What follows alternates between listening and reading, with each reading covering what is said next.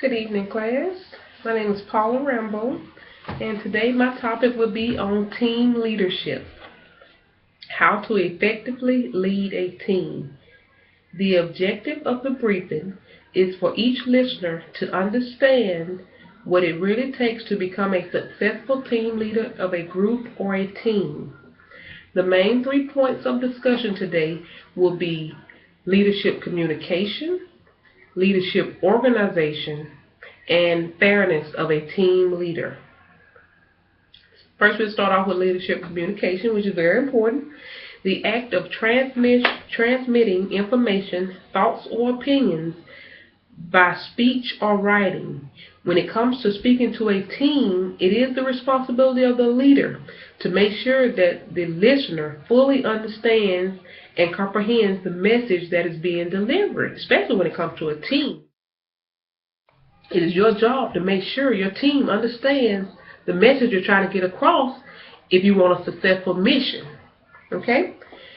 While doing so, you want to speak clear, with good tone and good posture. When it's time for the leader to be a listener, the leader always focus on the speaker, avoid interruption, and show interest to the speaker. As stated, a message can be delivered via writing or via speech. A good leader knows when to use which one at which time. So I will give an example. I'll give 3 examples of when is a good time to use which form of communication.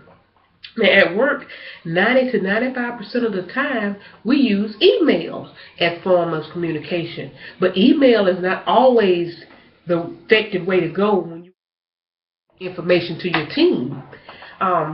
So let's give an example of us using an email.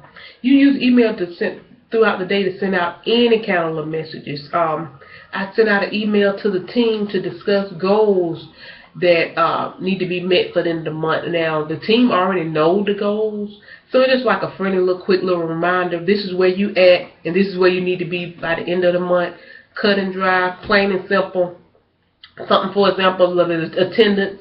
Attendance goal is 95%. You're at a 93. You need to be at a 95 for the end of the month. Plain and simple. Done. No questions need to be asked. There's nothing else to talk about. That's one way you would send out a quick little email. The second form of communication that I would use not on a daily basis, but maybe a weekly basis, would be a newsletter, print and sign. Now, when you're using a newsletter, all the time I would use a newsletter, is for something a little more serious than just getting out a quick little message. This is a message I want to get out to make sure that you comprehend it and understand it, because we're not going to just sign our name to anything. We sign our name to things that we have read and understood. So I sent out a newsletter to discuss, for an example, an inactive client program. So if we're no longer servicing a client program effective immediately, that's something that's very important that each team needs to be aware of.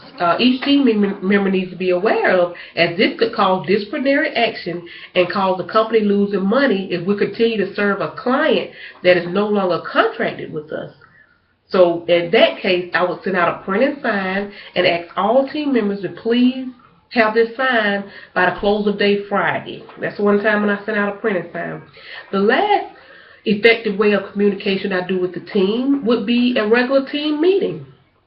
So with the team meeting, we would hold them no more than 30 to 45 minutes, and we definitely don't do that one often. We would do that one once a month, maybe once every 2 months, something of that nature, unless the business need calls for a team meeting effective immediately. Now, a time when you would hold a team meeting, like I said, which is very important. You would hold a team meeting when there's room for discussion and conversation, when you know confusion may rise, and you know at that time you would need to discuss the information with the team face to face. So an example of a time when I would hold a team meeting would be to discuss changes such as personal time off days, vacation days, with things within the company that's about to change. FMLA time, bereavement time, all that's going to change. Your sickness days, all about to change, effective immediately. That will call for room for discussion. So I would actually hold a team meeting for that. No one is going to sign off on that when they don't understand the new rules that are about to change. And since there's so many rules at one time, I would call a meeting for that. So those are 3 effective means of communication via team.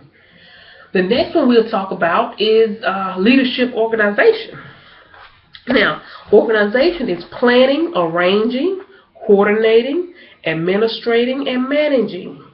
When leading a team, you want to define the purpose of the team, define each given project, be a team player, keep the team focused, have regular meetings whenever possible, support your team at all times, whether right or wrong, support your team, have their back, supply resources and tools that are needed for the team to meet their mission or complete the mission, keep a plan ready to resolve conflict, and always allow others to shine by showing them praise, giving them credit and awards whenever needed, whenever called for. Okay, an organized leader is normally given a mission or a goal. The leader then draw out a plan of actions to meet or accomplish that mission. Then he or she calls the group in for a team meeting to get their feedback and valuable ideas to bring to the table for the plan of action. A leader encourages the team members to contribute and demonstrate their skills and abilities. A leader needs this so the leader can determine who to delegate what to, which is the next step, delegation. So a leader would delegate duties to the team members. After that, the leader would set basic ground rules and deadlines for completing the mission. The last step would be to critique and finalize the mission. A well-organized plan is a successful plan. The last thing we'll discuss is fairness. Fairness is very important. Fairness is being free or bias or injustice. Even-handedness, making justice, free from discrimination, treating everyone the same and holding all members to the same standards and accountability, being consistent, consistency. As a leader, I cannot begin to express the negative effects that favoritism have on a team. At some point in time, we've all witnessed favoritism. It could be at home or at work. But at some point, you've said, such and such is getting treated better than me, or I see such and such getting treated different than the rest of the team members. Now, I have a few examples of favoritism that you may have witnessed. Another person getting disciplined less, that person getting more hours or offered more hours and more opportunities than others. They may be getting paid more, they may be getting more or bigger bonuses, are being recognized more and shown more recognition than someone else. They may get more privileges than others, and they may get less work assignment to do than what the other people around you are having to do. This is not only this will not only cause a negative effect towards the team members towards you, the leader. It will not only cause distrust and disloyalty the way the team members feel towards you, but it will also have a negative effect on the person that you're actually showing a favoritism to. It's going to cause the team members not to like that person as well.